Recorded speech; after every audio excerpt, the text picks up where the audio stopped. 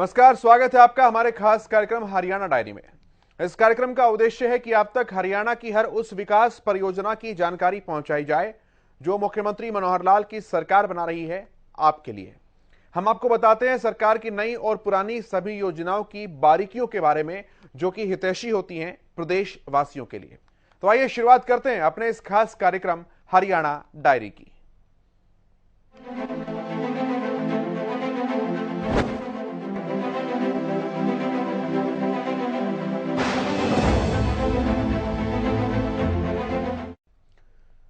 राजधानी दिल्ली के तालकटोरा स्टेडियम में आजादी के अमृत महोत्सव के तहत जारी हुए स्वच्छता सर्वेक्षण 2022 में हरियाणा के 2 शहरों ने टॉप 100 में जगह बनाई है। इसके साथ ही भिवानी जिले ने पूरे देश के सर्वेक्षण में पहला स्थान हासिल किया है। प्रदेश के विकास और पंचायत मंत्री देवेंद्र बबली ने राष्ट्रपति द्रौपदी मुर्मू से यह सम्मान प्राप्त किया। देखिए रिपोर्ट।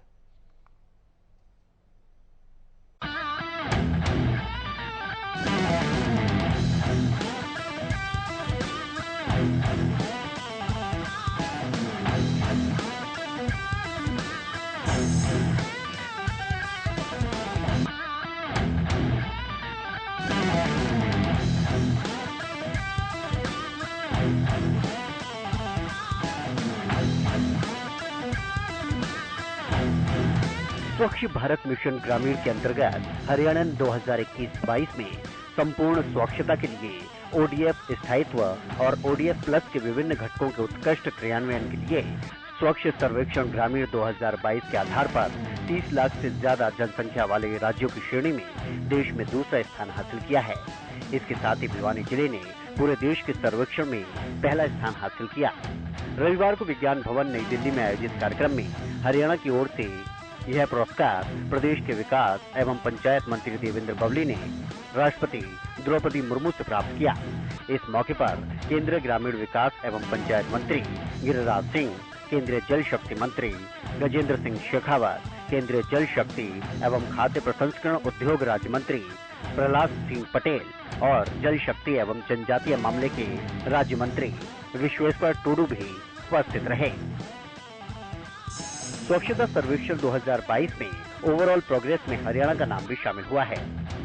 हरियाणा का नाम देश के टॉप 5 राज्यों में शामिल हुआ। 2021 की तुलना में हरियाणा की परफॉर्मेंस में काफी सुधार हुआ है। पिछले सर्वेक्षण में हरियाणा 8वें स्थान पर था। 30 लाख से अधिक जनसंख्या वाले राज्यों की श्रेणी में हरियाणा को दूसरा स्थान प्राप्त हुआ है। वहीं भिवानी जिले ने पूरे देश के सर्वेक्षण में पहला स्थान हासिल किया। स्वच्छता सर्वेक्षण 2022 में टॉप 100 शहरों में हरियाणा के 5 शहर शामिल हैं। गुरुग्राम, रोहतक, करनाल, पंचकुला और अंबाला को भी शामिल किया गया है। वहीं धारूहेड़ा और बवानीखेड़ा को फास्ट मूविंग सिटी का अवार्ड मिला है। कैंटोनमेंट बोर्ड आधारित रैंकिंग में अंबाला कैंट 25वें स्थान पर है। पंचायत राज मंत्री देवेंद्र बबली ने कहा कि प्रधानमंत्री नरेंद्र मोदी के जन्मदिन 17 सितंबर से लेकर राष्ट्रपिता महात्मा गांधी के जन्मदिन 2 अक्टूबर तक पूरे देश में हर साल स्वच्छता पखवाड़ा मनाया जाता है। इसी अवधि के दौरान प्रदेश में भी जिला स्तरीय स्वच्छता ही सेवा कार्यक्रम चलाया गया। इसके अंतर्गत हर गाँव में स्वच्छता अभियान चलाए गए और लोगों को सिंगल यूज प्लास्टिक का इस्तेमाल न करने व अपने परिवेश को साफ सुथरा रखने के बारे में रैलियों, प्रभात फेरियों, हस्ताक्षर अभियान, सामुदायिक सहयोग व अन्य माध्यमों से जागरूक किया गया। उन्होंने कहा कि भिवानी जिले का पूरे देश के ग्रामीण स्वच्छता सर्वेक्षण में पहले स्थान पर आना यह दिखाता है कि यहाँ के अधिकारियों के साथ साथ ग्रामीण जनता में स्वच्छता के बारे में बहुत जागरूकता है। उन्होंने कहा कि भिवानी जिला का 22 गाँव में बरसाती व गंदे पानी का विशेष स्ट्रक्चर बनाकर प्रबंधन किया गया है। इसके साथ साथ जिले के विभिन्न गाँवों में अमृत सरोवर परियोजना के तहत 24 तालाबों का नवीनीकरण एवं सौंदर्यीकरण किया जा रहा है। मुख्यमंत्री मनोहर लाल के नेतृत्व में हरियाणा सरकार स्वच्छता को लेकर गंभीर है। स्थायी सेवा है इस प्रोग्राम का आज हमारा भिवानी जिला पूरे देश भर पर पहले नंबर पर आया और हमारा हरियाणा प्रदेश पूरे देश भर में दूसरे नंबर पर आया है। हमारे जिले के सभी अधिकारी हों, हमारे कर्मचारी, हमारे सफाई कर्मचारी भाई बहनें हों, उनको मैं बधाई दूंगा, उनको धन्यवाद दूंगा। और हम सबको अपने जीवन में इसको अपनाना होगा क्योंकि हमारा जो हिंदुस्तान है वो गाँव में बसता है। शहरों में काफ़ी कुछ सुविधाएं आई हैं। आज हमारी सरकार की प्राथमिकता है कि जो शहरी सुविधाएं हैं वो गाँव तक पहुँचाएँ।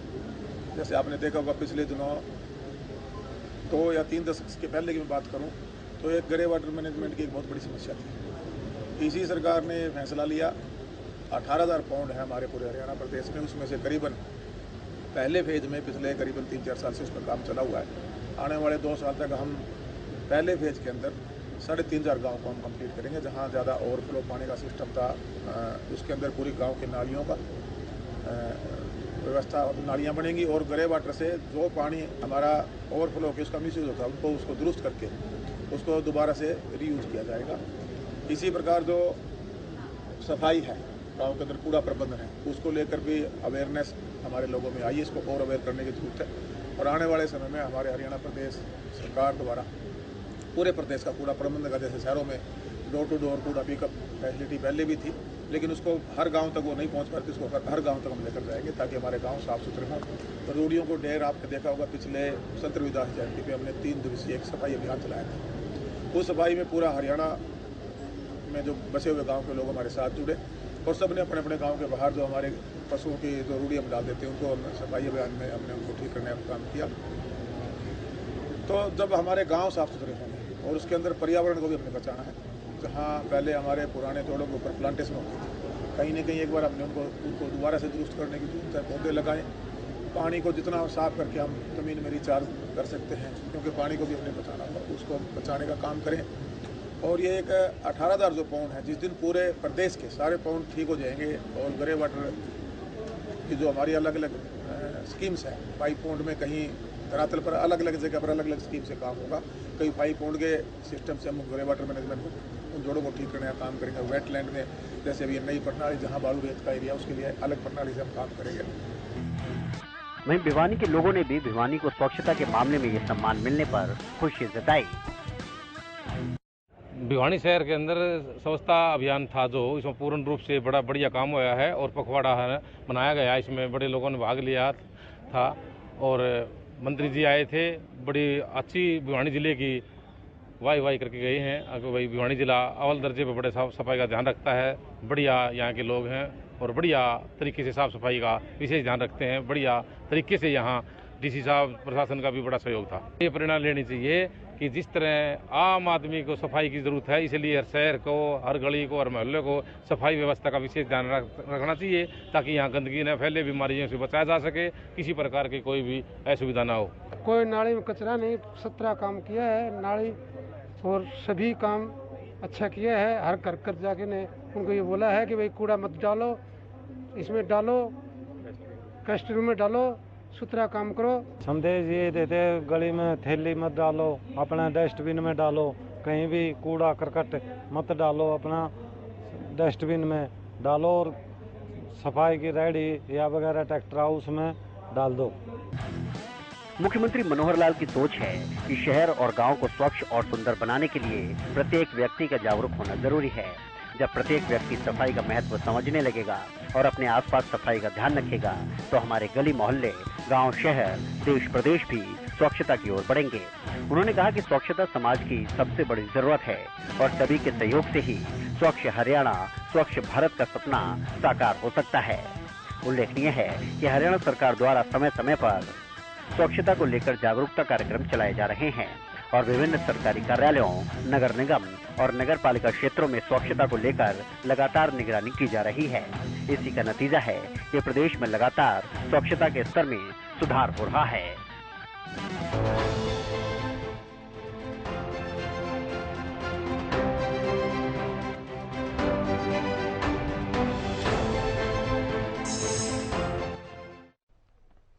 चंडीगढ़ हरियाणा की आर्थिक राजधानी कहे जाने वाले गुरुग्राम में बनने वाली ग्लोबल सिटी दुबई और सिंगापुर की तर्ज पर विकसित होगा। प्रदेश सरकार ने इस प्रोजेक्ट को सिटी इन सिटी का नाम दिया है। पटौदी रोड पर द्वारका एक्सप्रेसवे के पास ये ग्लोबल सिटी 1070 एकड़ में बसेगी। मुख्यमंत्री और उप मुख्यमंत्री दुबई दौरे पर हैं और निवेशकों से ग्लोबल सिटी पर चर्चा लगातार कर रहे हैं। देखिए रिपोर्ट।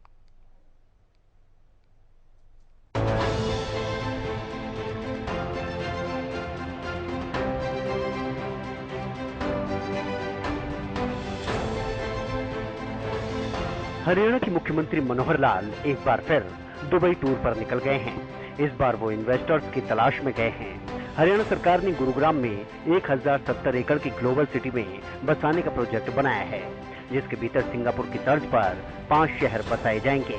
मुख्यमंत्री यहीं की दुबई में प्रमोशन करेंगे।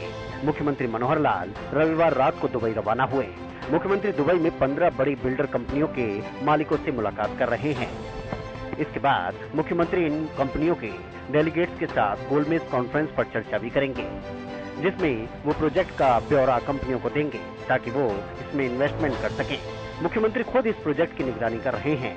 ग्लोबल सिटी में प्रवेश करते ही लोगों को दुबई और सिंगापुर की फीलिंग आएगी। यहाँ दुबई के बुर्ज खलीफा और सिंगापुर के यूनिवर्सल स्टूडियो की तर्ज पर आइकॉनिक बिल्डिंग भी बनाई जाएगी। हालांकि वो बुर्ज खलीफा नहीं होगी, लेकिन हरियाणा सरकार उस आइकॉनिक बिल्डिंग को अपना कोई अलग नाम देगी। ग्लोबल सिटी के लिए मास्टर प्लान तैयार हो चुका है। पटौदी रोड पर द्वारका एक्सप्रेसवे के पास ग्लोबल सिटी केएमपी के साथ बसाए जाने वाले पंचग्राम की योजना में अलग से है। ग्लोबल सिटी प्रोजेक्ट में कम से कम 50,000 करोड़ रुपए का निवेश होगा। सरकार करीब 100 से 150 एकड़ के प्लॉट यहाँ बिल्डर कंपनियों को उपलब्ध कराएगी। इसके बाद बिल्डर कंपनियां अपने हिसाब से उस जमीन पर बड़ा शहर विकसित करेंगे। इस ग्लोबल सिटी की अगर बात करें तो इसमें कुछ इस तरह की सुविधाएं होंगी। हुड्डा सिटी सेंटर से मानेसर जाने वाला मेट्रो रोड ग्लोबल सिटी से होकर गुजरेगा। इंटरसिटी और सिटी बसों को भी ग्लोबल सिटी से कनेक्ट किया जाएगा। रीजनल रैपिड ट्रांजिट सिस्टम के तहत सेमी हाई स्पीड ट्रेन की कनेक्टिविटी होगी। दिल्ली के इंदिरा गांधी इंटरनेशनल एयरपोर्ट तक पहुंचने के लिए द्वारका एक्सप्रेसवे से इस क्षेत्र को जोड़ा जाएगा। ग्लोबल सिटी में 300% FAR का प्रावधान करने का प्रस्ताव है। HSIIDC इस प्रोजेक्ट को तैयार करेगी। इसमें स्कूल, अस्पताल, उद्योग व अन्य सुविधाएं होंगी। ग्लोबल सिटी का फायदा पूरे देश को मिलेगा। उप मुख्यमंत्री दुष्यंत चौटाला ने कहा कि ग्लोबल सिटी का प्रोजेक्ट अद्भुत है।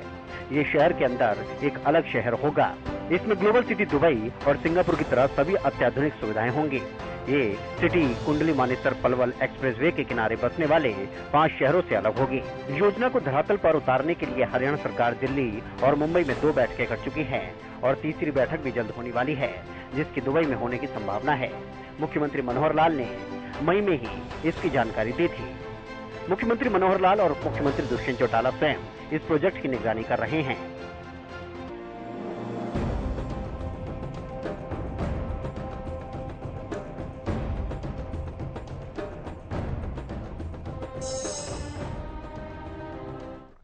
और चंडीगढ़ में आयोजित एक कार्यक्रम में सुप्रीम कोर्ट के पूर्व मुख्य न्यायाधीश और मानवाधिकार आयोग के पूर्व अध्यक्ष न्यायमूर्ति KG बालकृष्णन की अध्यक्षता वाली चैंपियन ऑफ चेंज चयन समिति ने मुख्यमंत्री मनोहर लाल को पहला चैंपियन ऑफ चेंज हरियाणा 2021 पुरस्कार प्रदान किया है।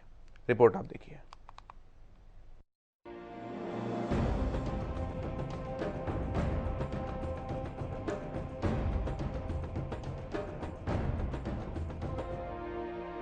हरियाणा के मुख्यमंत्री मनोहर लाल पिछले 8 वर्षों से सत्ता व राजनीति में अपनी पारदर्शी कार्यप्रणाली से बदलाव लाने की कोशिश में हैं।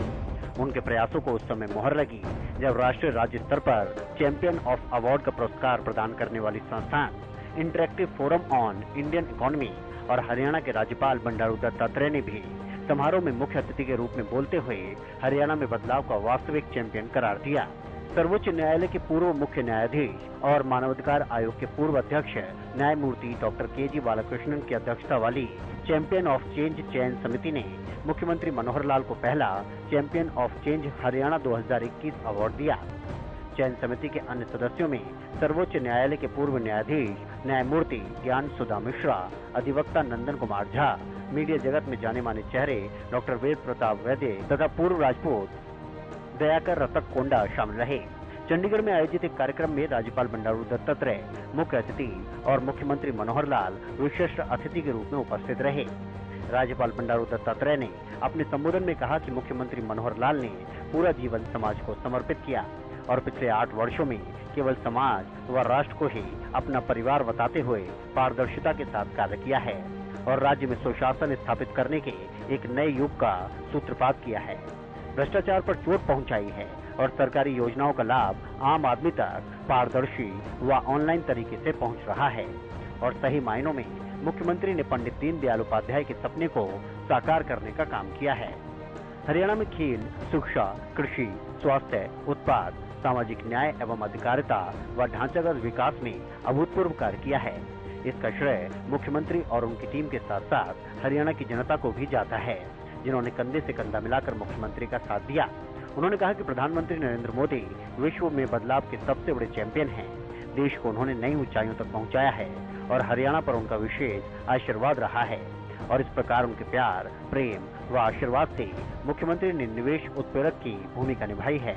उन्होंने कहा कि मुख्यमंत्री के पथ प्रदर्शन में राज्य में सामाजिक परिवर्तन का भी सूत्रपात हुआ है। उन्होंने चैंपियन ऑफ चेंज हरियाणा 2021 के पुरस्कार विजेताओं को बधाई और शुभकामनाएं देते हुए कहा कि यह पुरस्कार आपके स्वयं के लिए नहीं है, बल्कि जिस समाज व क्षेत्र के लिए आपने काम किया है, पूरा श्रेय उसको जाता है। आप सब सकारात्मक बदलाव के असली नायक हैं। आपको बता दें, IFIE संस्था हर साल भारत में अंतर्राष्ट्रीय, राष्ट्रीय और राज्य स्तर पर इस कार्यक्रम का आयोजन करती है। इसमें सामान्य तौर पर भारत के राष्ट्रपति, उपराष्ट्रपति, राज्यपाल या देश के किसी प्रमुख व्यक्ति द्वारा प्रस्तुत किया जाता है।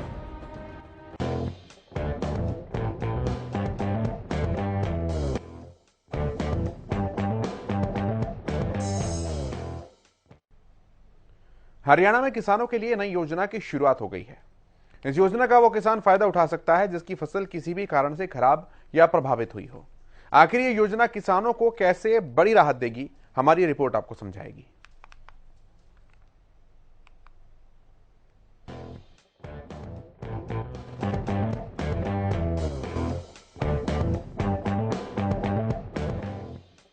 अब हरियाणा के किसानों को प्रतिकूल मौसम या प्राकृतिक आपदाओं से डरने की जरूरत नहीं, क्योंकि हरियाणा सरकार किसानों के लिए एक ऐसी योजना लेकर आई है जिससे किसानों के नुकसान की भरपाई सीधे सीधे सरकार करेगी। मनोहर सरकार बागवानी विभाग के साथ मिलकर मुख्यमंत्री बागवानी बीमा योजना लेकर आई है, जिसमें 21 फसलों को कवर किया गया है। मतलब अगर किसानों की फसलों को नुकसान हुआ तो सरकार उसका अच्छा खासा मुआवजा देगी। इनमें 14 सब्जियां, 2 मसाले जैसे हल्दी और लहसुन, इसके अलावा 5 फल, आम, किन्नू, बेर, अमरूद और लीची शामिल है। सुरक्षा करके मैं बताऊं आपको कि अस्थि वाला एक पोर्टल सरकार ने अभी लॉन्च किया है कि रिसेंटली जो बारिश हुई है अभी 22 से 25 सितंबर के बीच में, जिसकी वजह से काफ़ी फसलों में नुकसान हुआ है। तो यदि किसी किसान का इसमें नुकसान हुआ है तो वो सीधा मुख्यमंत्री बागवानी बीमा योजना के पोर्टल पे जाके या मेरी फसल मेरा बेड़ा पोर्टल पे जब वो खोलता है तो उसमें इस पोर्टल का लिंक दिया हुआ है क्षतिपूर्ति के लिए, तो उस पोर्टल पे जाके वो रजिस्ट्रेशन कराएं। और ये भी इसमें मैं आपको बता दूं कि जो किसान रजिस्ट्रेशन कराएंगे उसमें जिसका नुकसान हुआ है उसका जल्दी वेरिफिकेशन करके उसकी आगे कार्रवाई करेंगे। इसके अलावा जो मुख्यमंत्री बागवानी बीमा योजना की हम बात कर रहे हैं, यदि किसान का मतलब इंश्योरेंस कराने के बाद यदि भगवान न करे किसी किसान का नुकसान होता है तो 72 घंटे के अंदर बागवानी विभाग से संपर्क करे। बागवानी विभाग जिला स्तरीय की एक कमेटी बना के वही उसका इंस्पेक्शन करेगी। कोई कंपनी का बंदा नहीं है, सिर्फ डिपार्टमेंट ऑफ हॉर्टिकल्चर या जो अलाइन डिपार्टमेंट है या जो डिस्ट्रिक्ट एडमिनिस्ट्रेशन की जो टीम बनाएगा वही उसका इंस्पेक्शन करेगी और जितना नुकसान उसका हुआ है उसके हिसाब से उसका मुआवजा किसान को देंगे। मुआवजे के लिए मेरी फसल मेरा ब्यौरा के पोर्टल पर जाना होगा। वहां से मुख्यमंत्री बागवानी बीमा योजना को लिंक करना होगा। पीड़ित किसानों को मुआवजे के लिए कुछ राशि भी जमा करानी होगी। हालांकि इस योजना का सबसे बड़ा फायदा ये है कि इसमें कोई बीमा कंपनी शामिल नहीं है और किसानों को अधिकतम मुआवजा प्रति एकड़ 30,000 रुपए तक मिलेगा।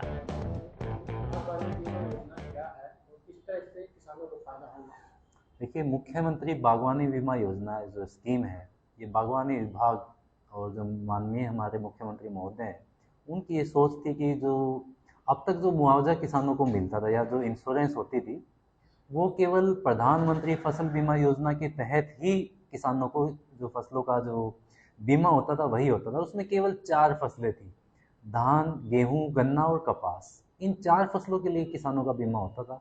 लेकिन जो बागवानी के किसान हैं उनको बड़ा ज़्यादा मौसम की वजह से नुकसान होता था।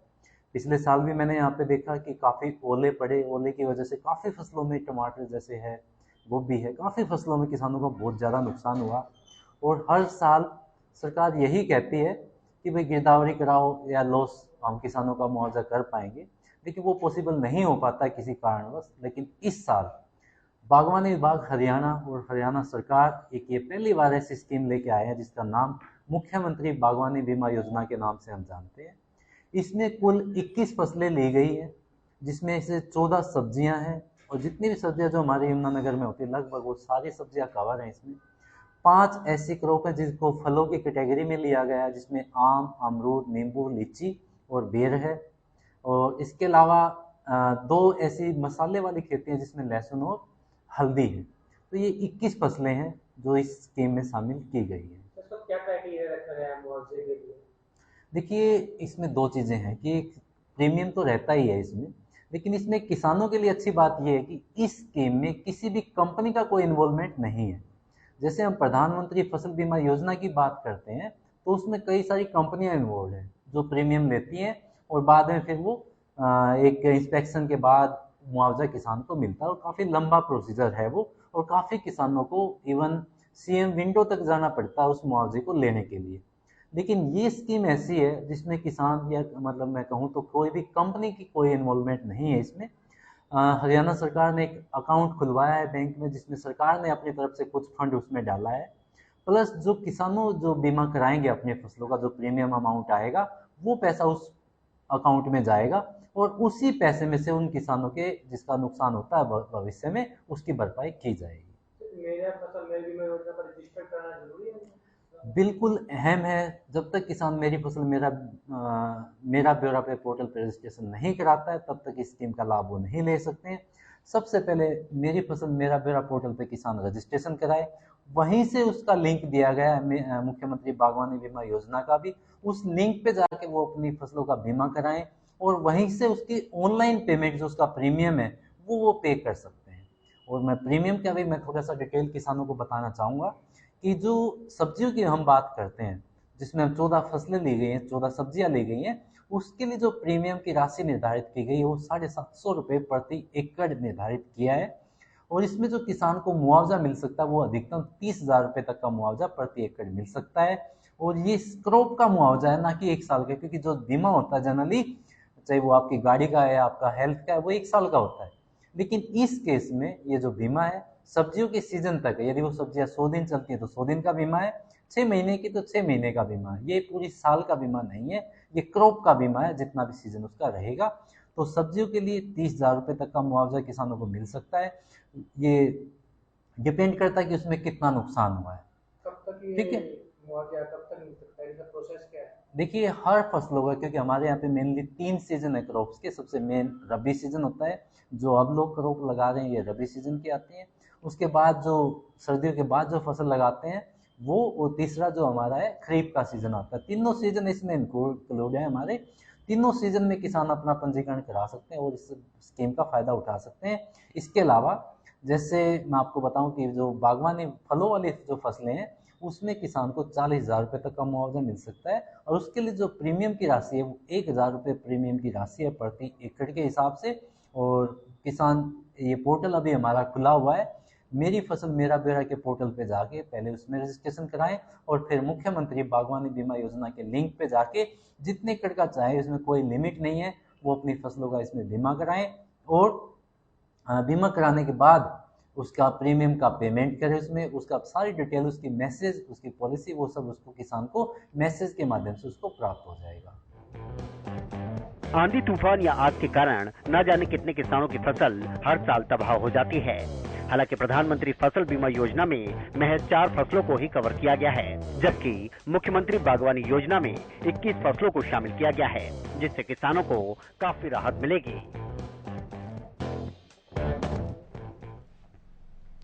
मुख्यमंत्री मनोहर लाल के कुशल नेतृत्व में हरियाणा प्रदेश लगातार अग्रसर है। ऐसे में हरियाणा का हर वर्ग सरकार के कार्यों से काफी संतुष्ट सा नजर आता है, क्योंकि हरियाणा सरकार का एक ही मकसद है कि प्रदेश के अंतिम व्यक्ति का विकास किया जा सके। फिलहाल हमारे इस खास कार्यक्रम हरियाणा डायरी में आज इतना ही। कल फिर मिलेंगे आपसे कुछ और योजनाओं के साथ। देखते रहिए हरियाणा न्यूज।